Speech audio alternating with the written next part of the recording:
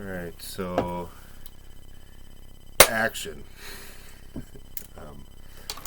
Welcome to the episode.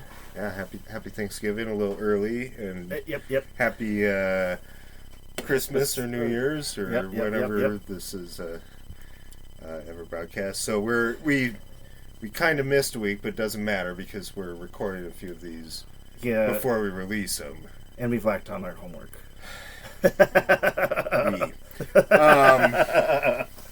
But we did both.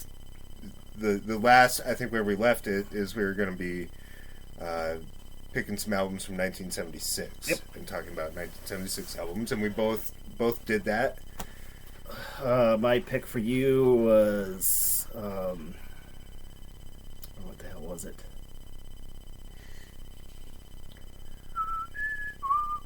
You know, we didn't see this band, but we participated in their show in a way. Who the hell did I give you? ZZ Top.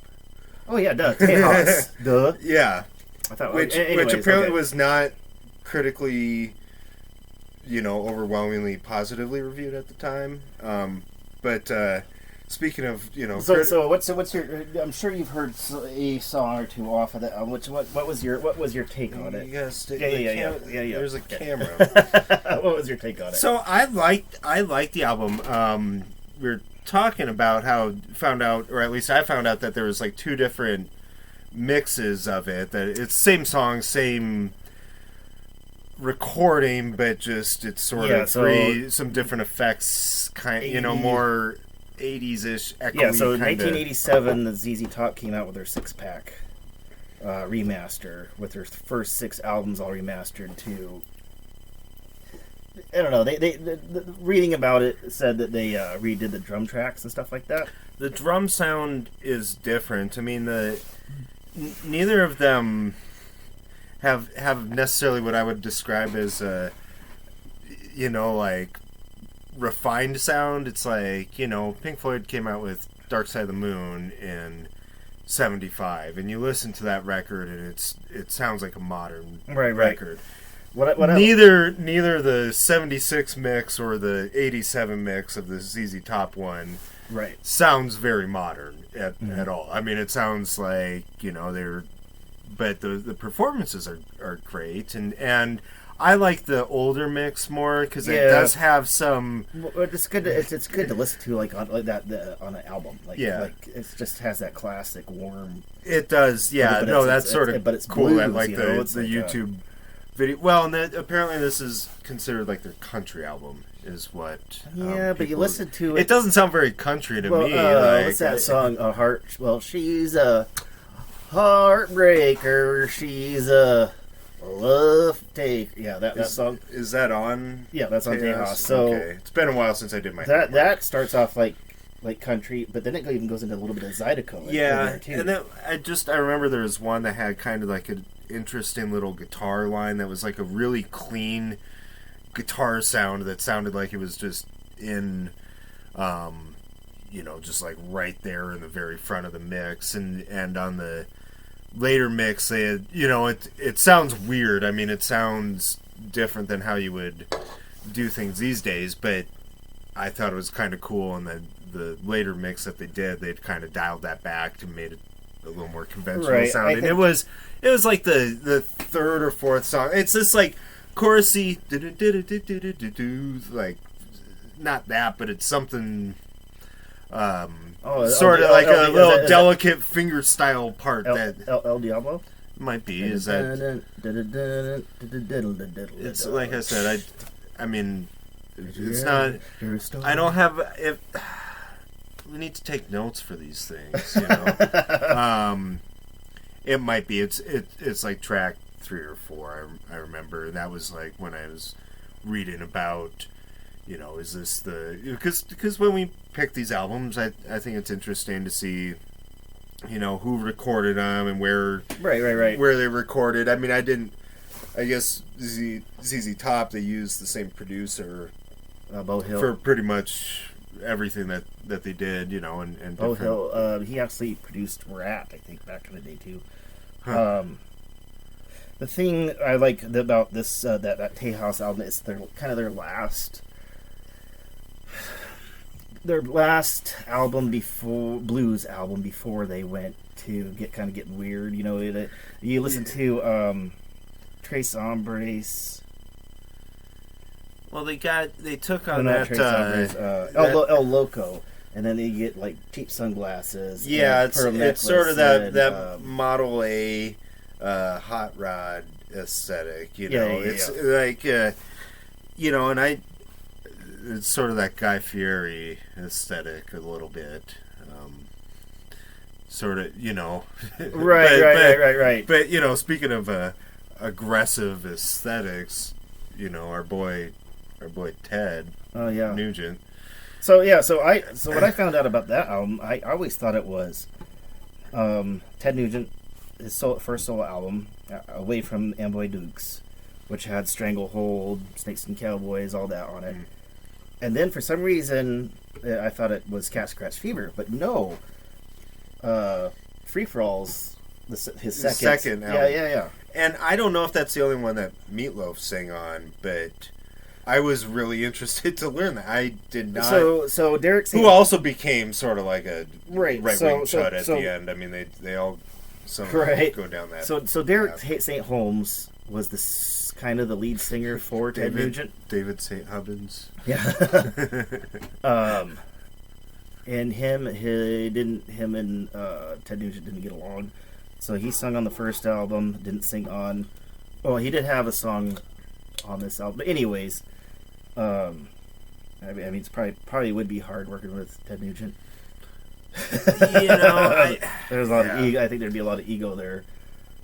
You know, could he be one of these guys that, as it turns out, doesn't talk about too much of his crazy bullshit when you hang out and you just like shoot some guns and play some rock music with this guy, and maybe it's sort of fun, or I don't know. I was surprised how much I liked the album, because you know, it was sort of I was surprised. 76 seems like it should have been a year that was loaded up with great albums, and it was like, I guess they only came out in the odd numbered years back then, because I was like, you know, there just wasn't. Well, there was like Songs in the Key of Life that I mentioned to you, but I was like, that's not the album I want to pick. And then I saw there was this early Nugent album, and I was like, that's one that I'm not familiar with. In my surprise, that you like that album. Yeah, because it is. Well, it's like the thing about it's this guitar rock. I mean, it's very just sort of riffy guitar rock, but the vocals, you know, Meatloaf is a great singer, and I don't know who. I mean, it's right. He owns the thing that he's doing. You know, that's what I appreciate in a singer, is that they're not full of shit. You know, that's why I will criticize any form of vocal jazz almost uniformly, because they sound so fucking sarcastic when they're like like it's like I hate vocal jazz so much. I can't even. But I think that was that has something to do with cocaine usage. Who's the vocal jazz? All right, yeah. You know, it's like I was hoping you weren't saying it was the perception of the listener, because that wouldn't be fair. Well, every time I've heard vocal jazz, I'm like, holy shit, that guy's bust is lit. Yeah, that's well, they sound like they're mocking the audience with their own affectation. Right. There's no way to do that style of music seriously. I got to see Edgar Winter outside of Missoula once, way back in the day, like the 99 or something like that. And he broke into the vocal jazz, and I was like, oh my god. That's a mistake. That's like, that's like the rapping on that Yes album, you know, it's just, there's, the best move is to not try it at all. The Nugent album, I thought, I liked the riffs, I do enjoy his guitar playing as what it is. I mean, that's sort of the first style of soloing I learned it more through, Pearl Jam. I think some of their, especially on their early albums, their style of guitar soloing is not far off from, that Nugent blues based like thing, I don't know, I don't get so troubled by like what the artist quote unquote stands for or otherwise. I mean, there's some people who are just so noxious that they need to be ejected from life, but it's I don't think Nugent, I guess, he's just this insane Second Amendment worshipping anti-vaxxer chud. But I don't think it's a good album though. It was funny because on the political side of things, some of his own his conservative people, talking point people, be like, "Hey, remember that song you did, Wang Dang Sweet Poontang?" Yeah. Well, and as a negative or a positive thing from right, and then he married like a 17-year-old or 16-year-old. Yeah, and he was a draft dodger, and so sorry, Ted. Still is. I think he's if you ever he lives in Michigan, which is a beautiful state, and so if you want to invite us to the ranch, we're happy to oblige. I think we can. I did have this discussion further. I had read one of his books. I think it was God's Guns, Rock and Roll. And it was a good book, but it was like, and then I pulled out my, or there was a lot of branding or just like marketing, macho posture. Oh, like actual marketing, like this and that brand of this thing because it delivers the best performance. Yeah, you're just like, okay, that was half the book, right? So, man, I don't know if I would have been able to make it through a full reading of. God, guns, and rock. Guns, God's gun, and rocks. No, they. I think my mom had given it for me for my birthday or something. So I just gave it a read. I read through. I know you like rock and roll, sweetie. Yeah. But my mom, my very democratic mother, not knowing any better, just like, here, check it out, whatever. But, well, our parents do that sometimes too. Like you look back on it, and those are some of the things that you are like most personal. Is like, here's this thing of this band Kiss because it looks sort of like what you like, and you're like, what? And then you always feel bad, of how some comment you made at the time, Mom, I don't like Kiss at all, or something like, but you look back on those moments, and it's like the both the distance and how close they got to what your actual interests were. It's like the part that you relate to, and be like, that's cool, that they. And you're just like, maybe we should give this one more try. Still can't. I still can't, But let's see where we sit at for time. So we're about. But so the Ted Nugent was fucking fabulous musician. But politics aside, he's good at what he does. And that record delivered. There's a lot of 70s rock based records I find very boring, and just the hooks aren't quite good enough. The riffs are repeated too much. The soloing is not on point enough to justify it, and it becomes this. Sounds like canned music for an advertisement for like a glass repair shop or something like that, where they want to have this metal sound, right? And the Nugent record though, like I could listen to that, and it wasn't merely tolerable; it was enjoyable, which is a low bar. But so, would you call that AOR rock, album oriented rock? Well, or arena. I'd say arena oriented rock. I think it's album oriented. I would put. No, I wouldn't quite put that in, because AOR I always associated with like Kansas or Styx or Journey or something that's going to have 8 guys on stage and keyboardists and Right. Nugent's a little more just head on of what the music is. I mean, I think it's pre butt rock and roll. Yeah, I mean, yeah. it's sort of the the mentality that evolved into Nugent, Aerosmith, and then that's sort of what probably, if you're looking at the lines of the species as they evolved, that's what became the hair metal, really. Mm-hmm.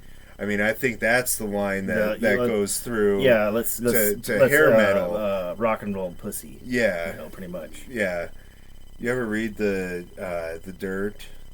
No, we watched it. We watched it. Yeah, on the Netflix. So I don't think they included the thing about how a couple of the guys they went as long as they could without showering. Oh yeah.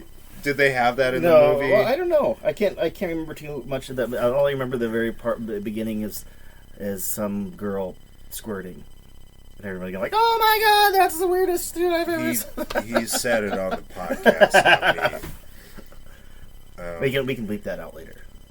Yeah, no, I mean, we said it and we let it roll. We had a couple beers for lunch too, by the way. I need another. Yeah, no, you were empty at the start of the show, but it's camera's rolling. All right, so next week, we were gonna have a triple header, but instead today was a single, and then we maybe do a double header. But we've got 2 different years that are coming up. What is it? 2013 and 91, right? And 2015. Oh, 2015 and 91. Because we already did 2013, and I pulled multiple pennies out that were all 2013s, and I was like, right. So I think we're gonna make sure we, cover the basically relevant years of pop rock, right. So metal music. 91. So mine is going to be My Bloody Valentine. That's what I assigned to you. For me, yes. And so I didn't even know they existed in 91. I thought that was that came out maybe 01 or something. Well, and special preview, I think that album took 3 years to record. Holy smokes. Yeah, so let's talk about, modern sounds from a long time ago. Well, we put it on, and I think that's where. So we're gonna leave you for this week, and what was yours to listen to? Primus, Sailing the Sea of Cheese. Sailing the Seas of Cheese. Okay, yeah. And then what was our 2015 ones? I picked Courtney Barnett. Sometimes I like to sit and think, and sometimes I just sit. That's for me. I need to listen to. That's what you need to listen to. You gave me that. You're gonna have to text me. I did, and then you assigned Royal Blood. Oh yeah. Yep. I listened. I had my homework done when I arrived here today. Oh, okay. But what do you think about just out of curiosity, Royal Blood? I liked it. Yeah, they're good. So they're good. So, little preview for next time, and we'll see you then. Boy.